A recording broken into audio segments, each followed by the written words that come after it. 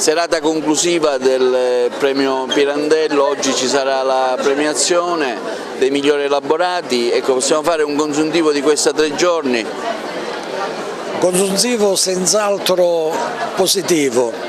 Io sono contento, soddisfatto per come sono andate le cose, ma soprattutto perché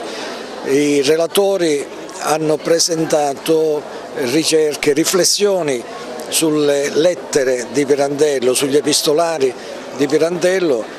epistolari che contengono tantissime lettere che Pirandello scrive a amici, parenti, operatori culturali, ma non si tratta di semplice corrispondenza, in quanto si tratta veramente di documenti in cui noi ritroviamo l'uomo Pirandello ma anche l'artista. E devo dire anche che certe lettere sono veri e propri capolavori,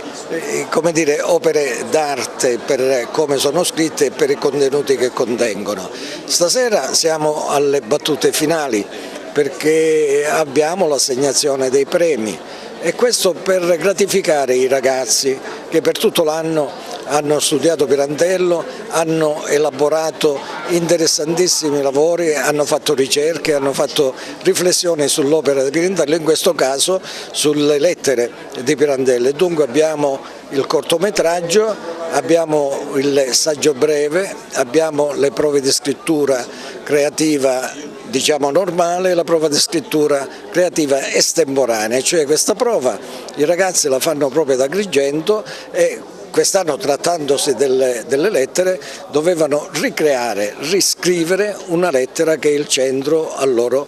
segnalato. I risultati sono eccellenti, i lavori, gli elaborati di questi ragazzi che sono qui con tanto entusiasmo e vengono da ogni parte d'Italia a spese proprie, ribadiamo e sottolineiamo che vengono proprio a spese proprie, si affrontano il viaggio, l'ospitalità e poi qui vengono a spendere perché comprano il souvenir, comprano gli oggetti che magari poi si porteranno indietro e comunque oggetti che gli bisognano, quindi si muove una macchina che alla fine risulta utile per la città stessa, per l'indotto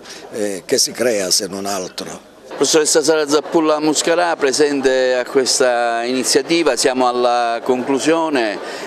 saranno assegnati i premi, insomma una sintesi di ciò che è stato questo incontro tra domanda e offerta, diciamo, con i ragazzi nel luogo di Pirandello. Ma intanto questo è un convegno unico al mondo perché mai si è trattato questo tema, il tema degli epistolari, eppure le lettere che registriamo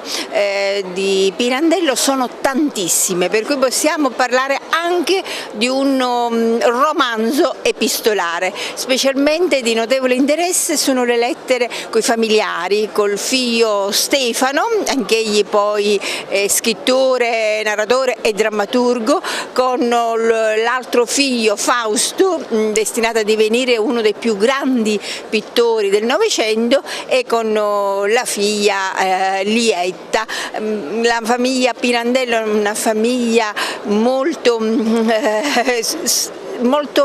sofferta e che registra oggi tre artisti, cioè appunto Luigi, ma anche i figli Stefano e Fausto, quindi d'ora innanzi intanto dobbiamo parlare al plurale dei Pirandello. Ecco, se noi guardiamo il pubblico qui presente degli studenti, registriamo come durante questo convegno sono stati attentissimi, sono stati coinvolti anche da una tematica che ha messo a fuoco non solo l'artista, il letterato, il drammaturgo, ma anche l'uomo, e quindi attraverso l'autobiografia delle lettere è stato possibile fare uno studio più approfondito, mettere maggiormente a fuoco la figura di questo straordinario, forse il più grande drammaturgo del mondo insieme a Shakespeare, questo straordinario agrigentino che è Pirandello.